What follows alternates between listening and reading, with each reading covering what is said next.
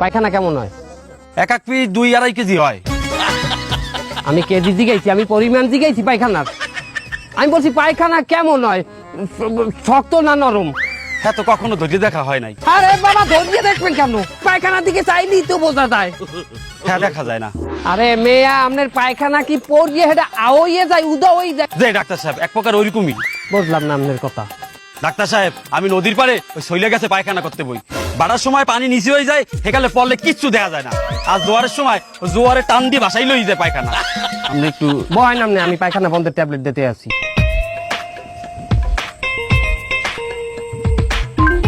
হ্যাঁ গুগল, পায়খানা বন্ধের ট্যাবলেট কি?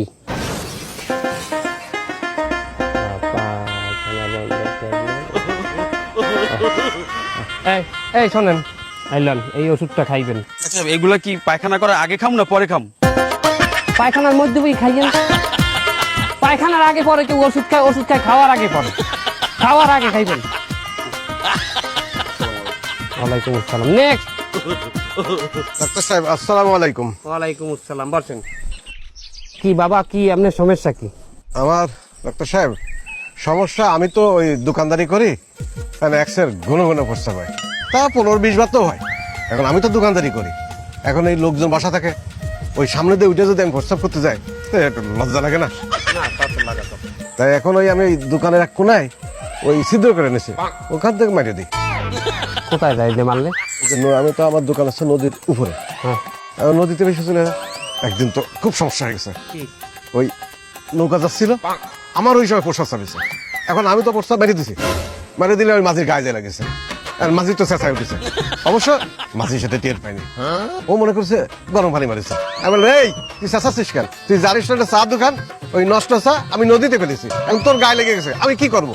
এখন ডাক্তার সাহেব এইভাবে কতদিন চলে? আমার এই যে কোনো কোনো প্রস্তাব হয়, আপনি তো দেখেন তো, ঠিক করতে পারেন কিনা? প্রস্রাবের রং কি? ওই লালচা কালার। লালটা তো আপনি বেছেন, প্রস্রাবের রংটা বলেন।